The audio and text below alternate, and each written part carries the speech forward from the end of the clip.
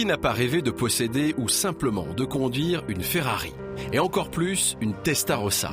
La sportive ultime, la vraie, l'unique.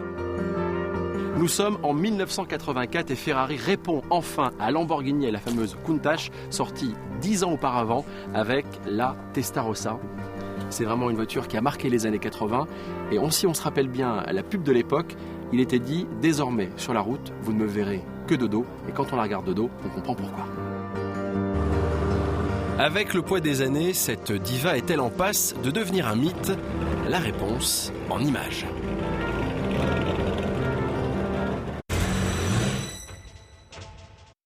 Entre boussole magnétique, altimètre et vitesse en vol, la Testarossa a trouvé sa place dans l'enceinte de l'aérodrome de Fayence, dans le Var. Agressive et élégante, elle est l'avant-dernière Ferrari réalisée sous l'ère du commendatore Enzo Ferrari. Ses flancs percés et profilés font oublier ses 2 mètres de large. Signé du maestro Pininfarina, ce génie a su conjuguer adhésion visuelle et contraintes aérodynamiques. Entièrement réalisée en aluminium, cette GT au design avant-gardiste reçoit des phares escamotables et des roues de 16 pouces, une dimension dérisoire de nos jours. Conçu pour se partager à 2, c'est en fait à 3 que vous voyagerez.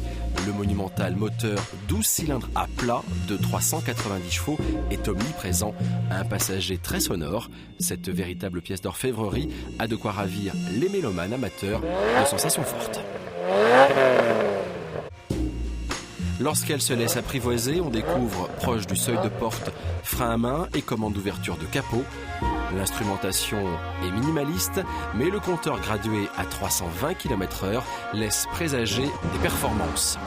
Le pommeau du levier présente un sélecteur de vitesse inversé.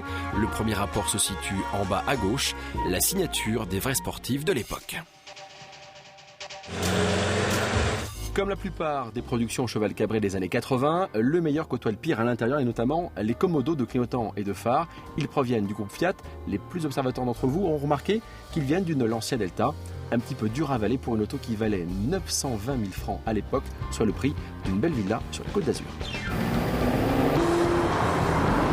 À présent, notre Testarossa nous emmène sur l'asphalte brûlant de l'arrière-pays. Ses performances sont encore d'actualité. Elle fait mieux qu'une Aston Martin Vanquish.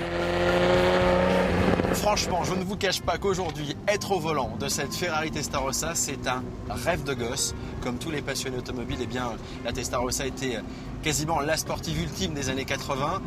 Alors c'est difficile à conduire, hein. La commande de boîte est rugueuse, la direction est extrêmement lourde, le gabarit est impressionnant, surtout l'arrière parce qu'on a l'avant qui est plus fin que l'arrière. C'est une voiture qui n'est pas adaptée aux petites routes que l'on est en train d'emprunter, surtout parce qu'en plus elle a une boîte extrêmement longue pour favoriser la vitesse maxi, parce qu'à l'époque, en 1984, lorsque cette Testarossa est sortie, elle était donnée pour quasiment 300 km/h, 290 km/h sur circuit. Des performances atteintes à l'époque que par une poignée de bolides, comme la Porsche 959.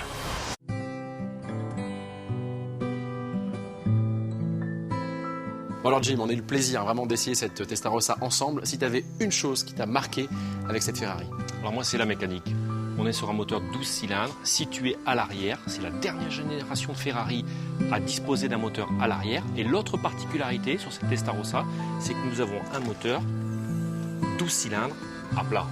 Effectivement, c'est pas le moteur en V classique de chez Ferrari, c'est un flat 12. Alors chez Porsche, ils ont des flat 6, et bien c'est comme si on avait mis côte à côte 2 moteurs de Porsche. Et pour la petite histoire, c'est un moteur qui provient de la BB 512 qui a été produit un petit peu avant, en 81. C'est le même bloc, un moteur 5 litres. Cette Testarossa n'est pas assez ancienne pour atteindre la cote de ses aînés. Un modèle produit entre 84 et 91 s'échange aux alentours de 45 000 €. Avis aux amateurs, pour une fois qu'un mythe est presque accessible.